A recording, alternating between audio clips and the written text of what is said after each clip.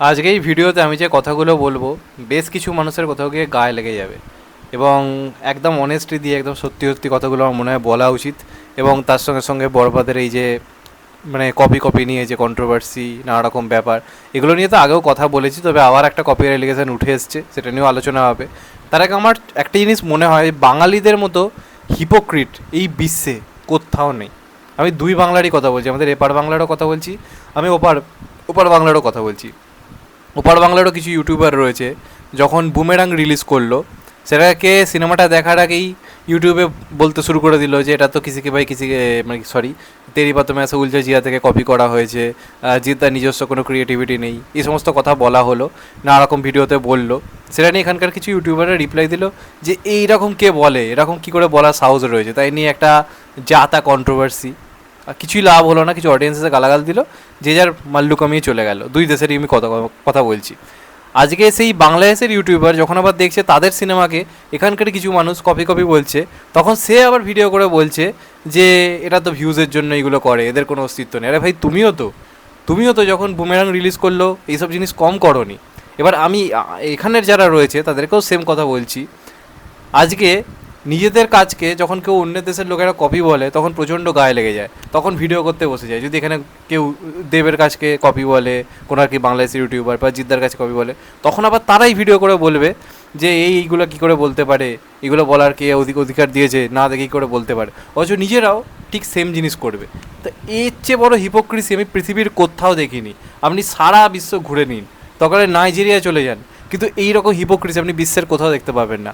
এখানকার কিছু মানুষজন রয়েছে যারা হয়তো অন্য কোনো ইউটিউবার বাংলাদেশকে নিয়ে প্রচুর ভিডিও করছে বলে তাকে নানা রকম ট্যাগ দিয়ে দিচ্ছে, তাকে নানা রকম নাম দিয়ে দিচ্ছে ভিডিওতে, যে এটা তো ওই কাকিমা, এটা তো ওই কাকু, এইসব বলছে।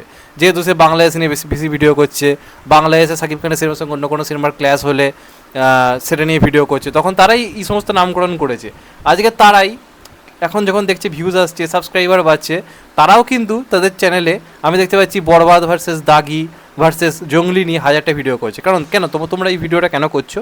তোমরা তো তখন বলেছিলে নাকি এগুলো করা উচিত নয় ইন্ডিয়ান ইউটিউবার, তাহলে আজ করছো কেন? আমি কিন্তু করিনি, আমি কিন্তু কথা রেখেছি। অথচ আমি হচ্ছি এই মুভি রিভিউ কমিউনিটির সব থেকে নাকি ডিসঅনেস্ট ইউটিউবার। ওকে ওকে ওকে, নো প্রবলেম। আমি কিন্তু ওরকম ভিডিও করিনি, করতেই পারতাম, আমার ভিউজ সাবস্ক্রাইবার কিছু বাড়তো, করিনি।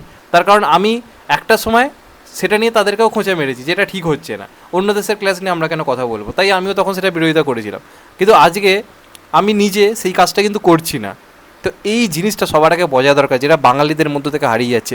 আমি তাদের কাছকে কপি বলবো, যা তা বলবো, এদিকে আমাদের কাছকে কপি বললে তখন তাদের গায়ে লেগে যাবে। এটা দুই দেশেরই প্রবলেম, দুই দেশেরই সেম প্রবলেম। কিছু মানুষের মধ্যে, কিছু যারা আর কি সোশ্যাল ইনফ্লুয়েন্সার যারা রয়েছে তাদের প্রত্যেকের মধ্যে এই জিনিসটা সবার আগে ঠিক হওয়া দরকার। যে একটা বাংলার কাজ এলেই এই মিল ওই মিল, এই মিল ওই মিল করতে করতে ভিডিও করে বসা, আলটিমেটলি আর কোনো কারণ নেই। কিছু সাবস্ক্রাইবার বাড়বে, কিছু হবে, এই একই ভিডিও ভ্যাজ এর আগে বহু কাজ নিয়ে অলরেডি হয়ে গেছে, বহু ভিডিও নিয়েই কাজ হয়ে গেছে। তো তারপর সেই একই কথা কেন, একই কথা কেন? এত কিছু করে সাকিব খানের বক্স অফিসে কোনো ইফেক্ট তো পড়বে না। এখনকার মানুষ মানে রীতিমতো সাকিব খানকে পুজো করে, তারা দেখতে যাবে, সেলিব্রেট করবে। যারা নিউট্রাল অডিয়েন্স, তাদের এগুলোতে জাস্ট ছেড়ে যায়, সাকিব খানেরও ছেড়ে যায়, কিচ্ছু যায় আসে না। সাকিব খান বাড়িতে বসে হাসছে, কারণ সে জানে তার এগুলোতে কোনো এফেক্ট পড়বে না, বক্স অফিসে সিনেমা হুড়মুড়িয়ে চলবে।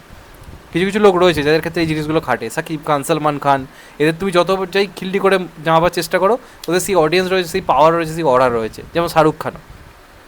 তো এই ব্যাপারগুলো ভাবতে হবে। এবার আমি যদি কপির এলিগেশন নিয়ে মানে পুরো ব্যাপারটা নিয়ে যদি কথা বলি, যেটাই বলছি যে জোর করে করে একটা কন্ট্রোভার্সি তৈরি করার তো কোনো মানে হয় না। আজকে এই যে সিনটা নিয়ে কথা বলা হচ্ছে, যেখানে যিশুদা এরকমভাবে জেলের বাইরে দাঁড়িয়ে বলছে আর কি মে আই কাম ইন। এবার যেহেতু রকি ভাই কেজিএফ এই একই কথা বলেছে, একইভাবে আর কি বলেছিল মে আই কাম ইন, এই কথাটা যেহেতু বলেছে, ব্যাস চলো ভাই, রকি ভাইকে কপি করেছে, একদম নকল করে দিয়েছে, একদম ঝেঁপে দিয়েছে।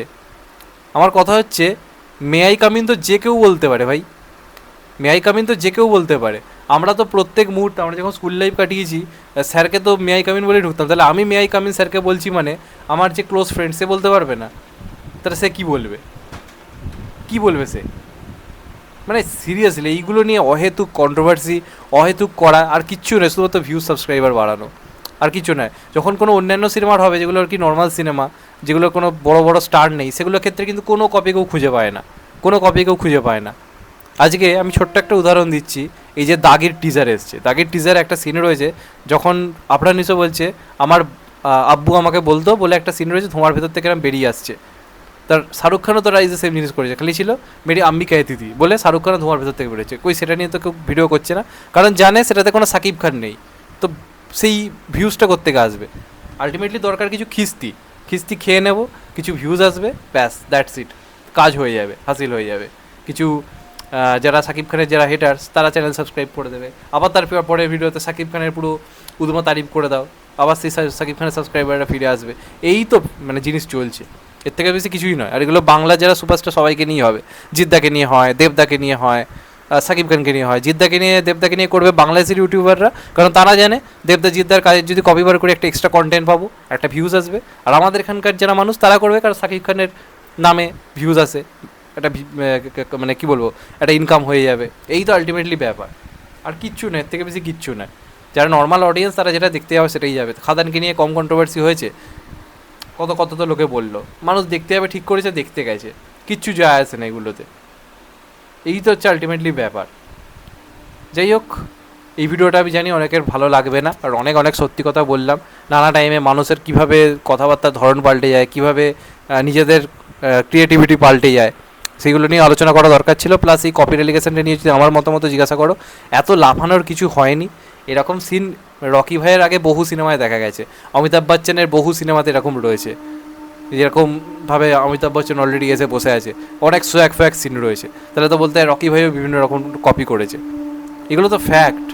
আজকে তাহলে তো এটাকেও কপি বলতে হয় যে সাকিব খান যে ড্রেসটা পরে প্রিয়তমার গানটায় নেচেছিল ঈদের গানটাতে, আজকে সিকান্দার ও সালমান খান প্রায় সেম সেম ড্রেস পরে নিয়েছে, তাহলে চলো কপি বলো। কই বলছো না তো, দম নেই, সাহস নেই, আর কিচ্ছু নয়। এই হচ্ছে আলটিমেটলি ব্যাপার। যাই হোক, তোমাদের এটা নিয়ে কি মতামত অবশ্যই কমেন্টে জানিও। চ্যানেলটা নতুন হলে চ্যানেলটা সাবস্ক্রাইব করে দিও and get the bell icon. ভালো থেকো সবাই, টেক কেয়ার, নমস্কার, আবার দেখা হবে। এখন তো বাই, সবাই ভালো থেকো, সুস্থ থেকো, টেক কেয়ার, নমস্কার, আবার দেখা হবে, ভালো থেকো।